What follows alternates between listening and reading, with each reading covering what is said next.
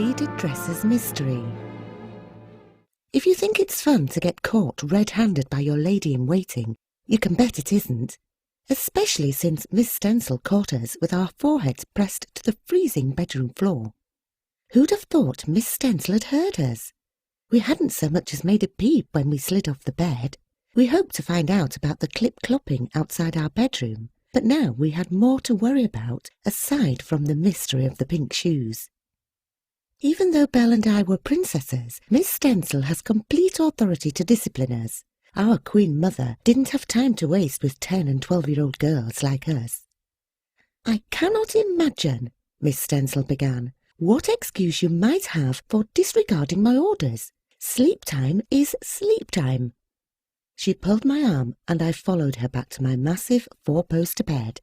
She pointed at the pillows and said, "Shut your eyes now, and tomorrow you both will face the music for your defiance."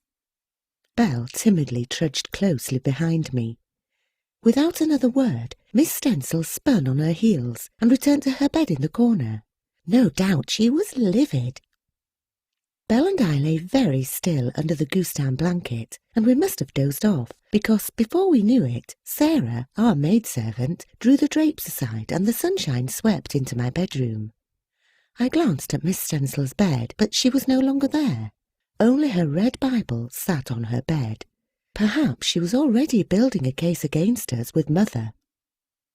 At breakfast, Belle and I wolfed down our buttered and marmalade toasts. Breakfast didn't taste as delicious as it usually did. Even the fresh fruit lost its fragrance. We might as well have tasted stale bread. Neither of our ladies-in-waiting turned up, and Belle and I ate silently, awaiting the inevitable. When violin lessons, taught by Monsieur Montaigne, started, Miss Stencil still hadn't turned up to deliver our punishment. Belle and I discussed the matter during our snack break before art lessons. "Did you hear what Cook said this morning?" Belle whispered. "How come Belle always gets the juicy news?" "What? We're going to be boiled with the lobsters?" "Ha, no, silly. I was hiding in the hallway and Sarah flagged Cook down to chat with her, but Cook waved her off.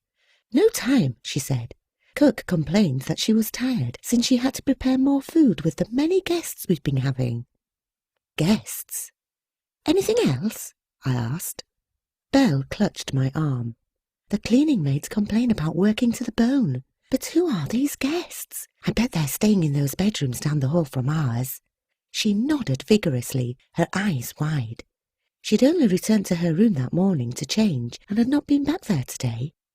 "If we ask too many questions," I said, "we're going to be chopped liver, princess or no princess. I have never seen Miss Stencil so mad. She values her sleep, and we interrupted her cycle. We'd better lie low." "I have an idea." But before Belle could tell me more, our art teacher, Madame Bertha, with her folds of grey skirt, waltzed in. "Why are the easels still in the corner?" She spoke in that high-pitched tone of hers, as if someone was pinching her nose. Her eyes scanned the room, looking for the maidservant who helped in the class. Liliana hadn't turned up for classroom duty that day. This was odd.